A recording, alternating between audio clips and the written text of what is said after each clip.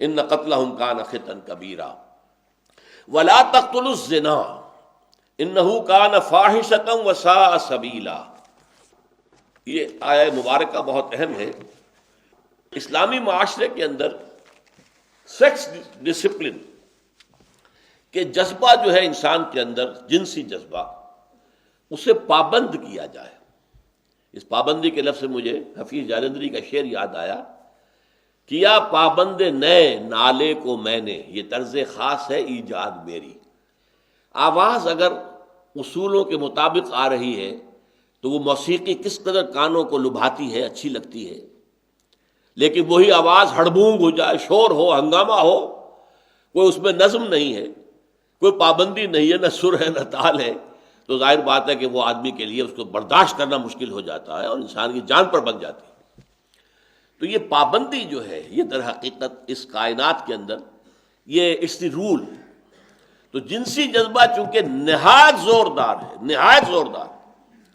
اب یہاں اس معاملے کے اندر میں یہ کہا کرتا ہوں کہ ہمارے جدید جو مفکرین ہیں، مغرب پرست خواتین اور مرد، وہ کہتے ہیں یہ تو مولویوں نے اتنا بڑا مسئلہ بنا دیا، انہیں سیکس ہی سیکس نظر آتا ہے، انہیں ہر عورت کو دیکھ کر سیکس یاد آ جاتا ہے.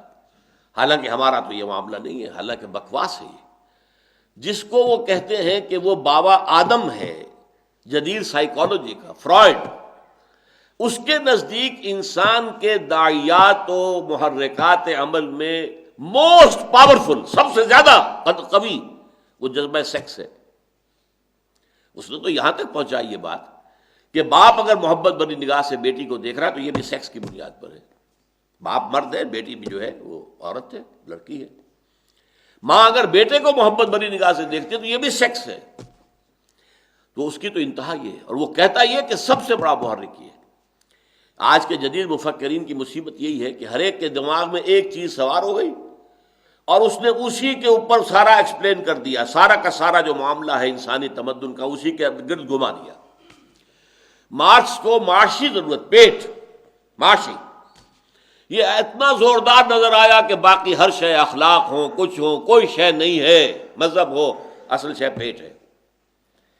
اور فرائڈ کو جنس نظر آیا، کسی اور کو، ایڈلر کو حب تفوق نظر آیا، دی ارج ٹو ڈومینیٹ، کہ ہر ذی روح جو ہے کوشش کرتا ہے کہ وہ دوسروں کے اوپر اپنا جو ہے روب ڈالے، ان سے اوپر ہو جائے، ڈومینیٹ کرے، لوگ اس کا کہنا مانیں، اس کی سنیں اور تابع داری کریں. ڈومینیشن کا جذبہ جو ہے، حب تفوق. لیکن یہ سب اپنی جگہ ہیں. انسان کے اندر پیٹ بھی ہے، اس کے تقاضے بھی ہیں، لازماً ہے، اس میں کوئی شک نہیں. جنس بھی ہے اور جنس کا جذبہ بہت زوردار ہے، اس میں کوئی شک نہیں. یہ جذبہ اگر اتنا زوردار نہ ہوتا تو کوئی شادی کرتا ہی نہ. بھائی اپنا اکیلے کا پیٹ پالنا، ساتھ ہی ایک اور آ گئی ہے اس کا بھی پیٹ پالنا ہے. پھر وہ بچے جو شروع ہوں گے تو ان کی ساری جو ہے نگہداشت کرنی ہے، ان کو کھلانا پلانا ہے، ان کی تعلیم ہوگی، ان کی تربیت ہوگی، ان کے بیمار ہو جائیں گے تو علاج کی ضرورت ہوگی. یہ ساری مصیبتیں کائے کو؟ یہ کیوں انسان بول لیتا؟ اگر یہ جنسی جذبہ انتہائی شدید نہ ہوتا.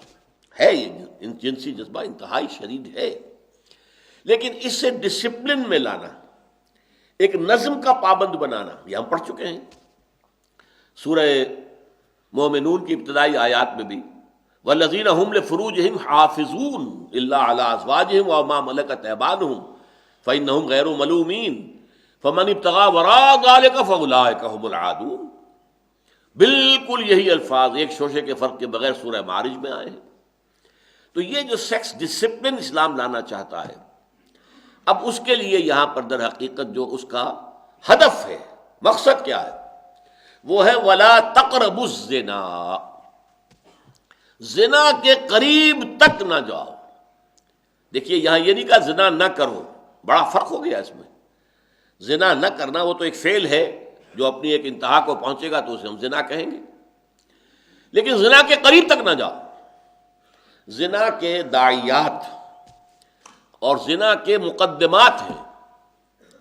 نامحرم چہرے کو عورت کے دیکھنا ارادے کے ساتھ، ایک مرتبہ نگاہ پڑ گئی، دوسری مرتبہ آپ نے جان بوجھ کر دیکھا ہے، یہ بھی زنا ہے. حضور نے کہا یہ زنا العین ہے، یہ آنکھ کا زنا ہے.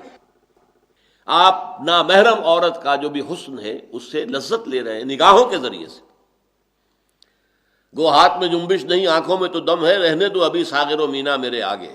یہ بھی تو ہے، پینے پلانے کی وقت سے تو میں گزر چکا، لیکن ابھی ساغر و مینا میرے نگاہوں کے سامنے تو رکھو، مجھے آنکھوں کی ٹھنڈک تو ملے.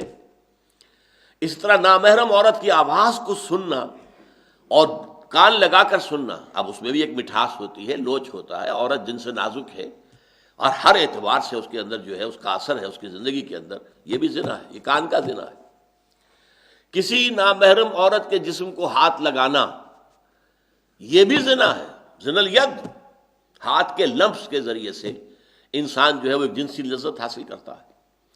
ان سب کا راستہ روک دیا جائے، اور اس کے لیے ظاہر بات ہے کہ قرآن مجید نے اور حدیث نبوی نے یہ پردے کا سارا نظام اس کے لیے قائم کیا گیا. وَلَا تَقْرَبُوا الزِّنَا، زنا کے قریب نہ جاؤ. تو اس سے فاصلے کے اوپر قدغن رکھی ہے. یہاں سے آگے بڑھو گے تو اندیشہ ہے کہ تم مبتلا ہو جاؤ گے.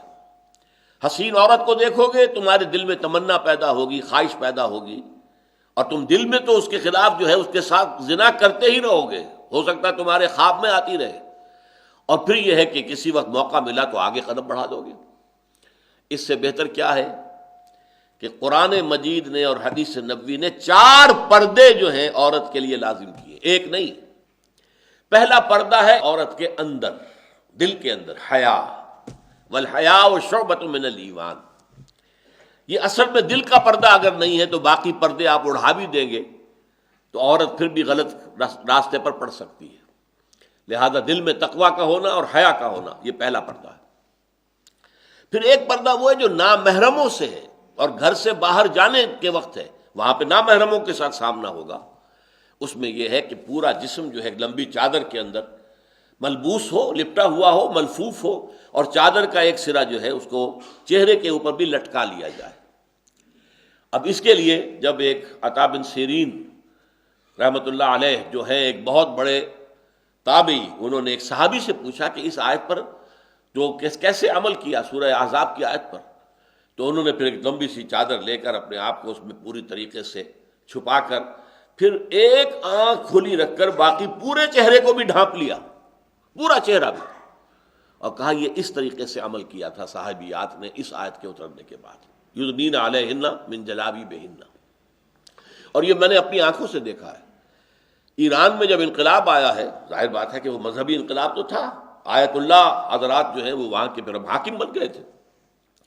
پھر وہاں مذہبی چیزیں آئی ہیں، اور اس کے کئی سال تک بعد میں حج پہ جب جانا ہوتا تھا تو ایرانی خواتین کو میں نے دیکھا ہے، لمبی سی چادر، پورا جسم اس کے اندر ڈھکا ہوا ہے. پھر یہ کہ اس چادر کو اس طریقے سے پکڑا ہوا ہے ایک ہاتھ کے ساتھ کہ صرف ایک آنکھ کھلی ہے، دوسری آنکھ بھی ڈھکی ہوئی ہے. یہ ہے دوسرا پردہ جو نامحرموں سے ہے یا گھر سے باہر ہے. تیسرا پردہ ہے اب جو محرموں سے ہے، سوائے شوہر کے، محرموں سے پردہ، باپ سے پردہ، بھائی سے پردہ، بیٹے سے پردہ، سگے بھائی سے پردہ.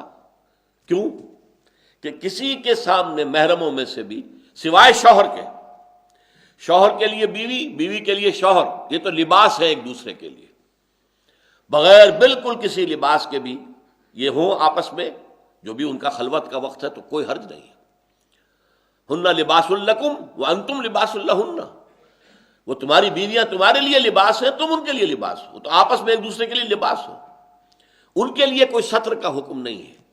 لیکن ان کے سوا باپ ہو، بھائی ہو، بیٹا ہو، بھانجا ہو، بھتیجا ہو، کسے باشد جس کی لمبی فہرست دے دی گئی ہے سورہ نور کے اندر مکمل، ان کے سامنے بھی عورت آئے گی تو چہرہ تو کھلا ہوگا، ہاتھ کھلے ہوں گے، پاؤں کھلا ہوگا ٹخنے سے نیچے، باقی پورا جسم جو ہے وہ کورڈ ہوگا. اور لباس بھی ایسا کہ جو تنگ نہ ہو، باریک نہ ہو، 2 شرطیں پوری کر رہا ہو. باریک لباس جس میں سے جسم جھلک رہا ہو، نہیں، حرام. تنگ لباس جس سے جسم کے جو نشیب و فراز ہیں وہ نمایاں ہو جائے، یہ مردوں کا معاملہ بھی ہے.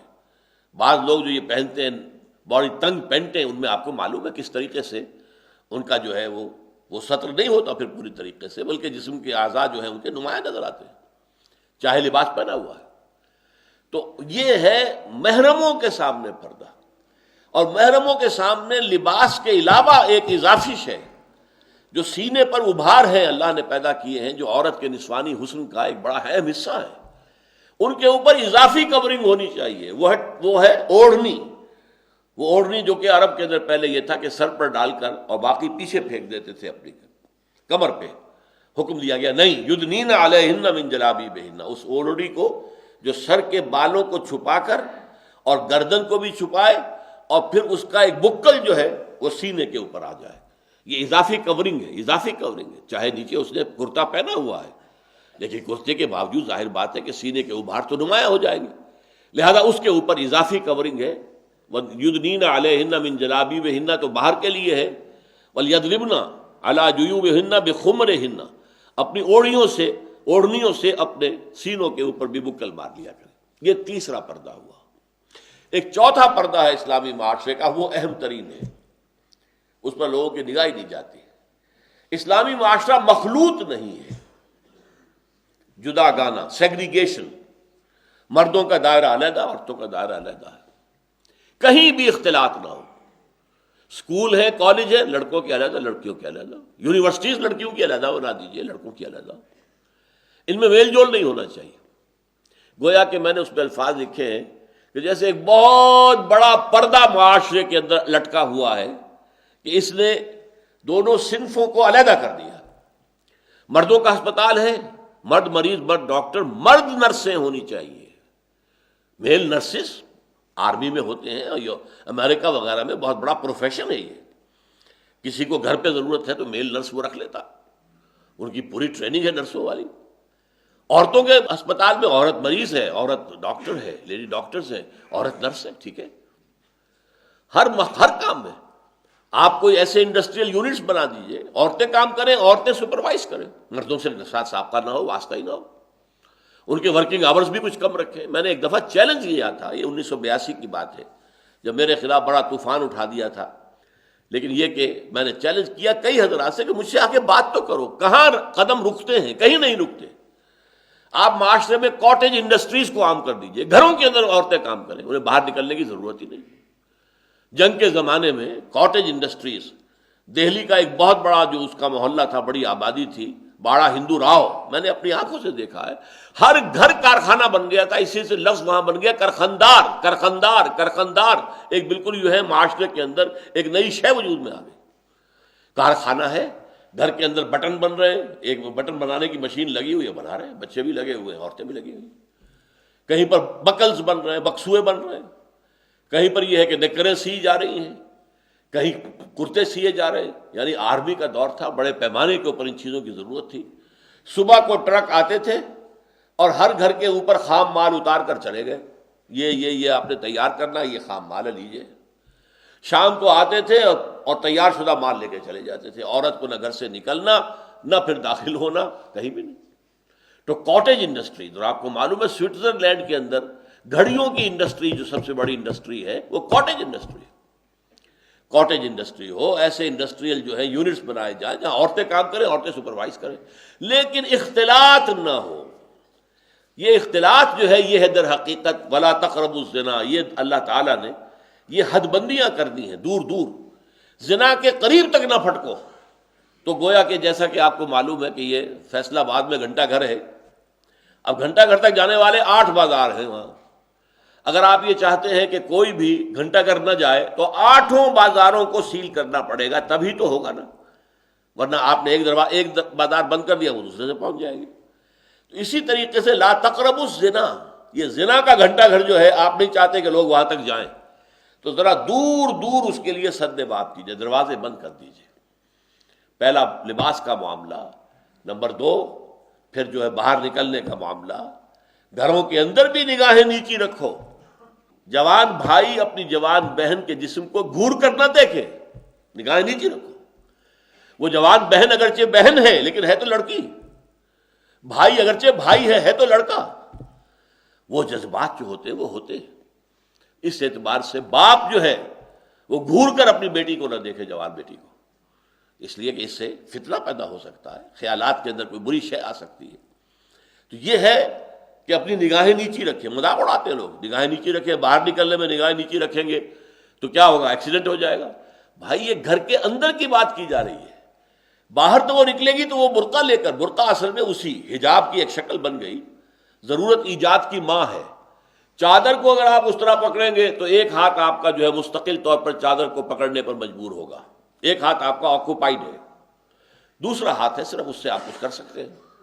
لیکن آپ بچے کو لے کر جا رہی ہے ماں ڈاکٹر کے ہاں، ایک ہاتھ میں گود میں بچے کو لیا ہے، دوسرے میں اسے شیشی لینی ہے، دوا کی بوتل لے کے جانی ہے، لہذا اس کے لیے پھر یہ برقع بن گیا کہ برقعے سے دونوں ہاتھ فری ہیں، چہرے پر نقاب ہے، آنکھوں کی جگہ پر جالی ہوتی تھی، آج کل تو کچھ دوسری طرح کے برقعے بن گئے، لیکن اس طرح کے برقعوں میں جن میں آنکھوں کے سامنے جالی نہیں ہے تو پھر گوگلز ہونے چاہیے تاکہ نگاہوں کا جو ہے آپس میں ٹکراؤ نہ ہو۔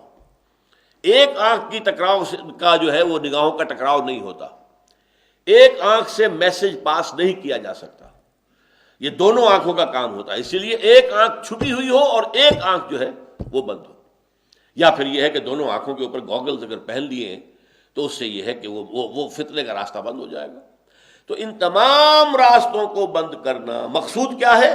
وَلَا تَقْرَبُوا الزِّنَا، زنا کے قریب تک مت جاؤ، اِنَّهُ كَانَ فَاحِشًا، وہ بہت ہی بے حیائی والا کام ہے، وَسَاءَ سَبِيلًا، اور بہت ہی برا راستہ ہے۔ معاشرے کو پھر جس معاشرے کے اندر زنا عام ہو جائے پھر وہ سڈاس بن جاتا ہے، متعفن ہو جاتا ہے، اس کے اندر کوئی خیر پروان نہیں چڑھ سکتا، اولاد جو ہے اس کی تربیت صحیح رخ پر نہیں ہو سکتی۔ اقول قولی ھذا واستغفر اللہ لی ولکم ولسائر المسلمین والمسلمات۔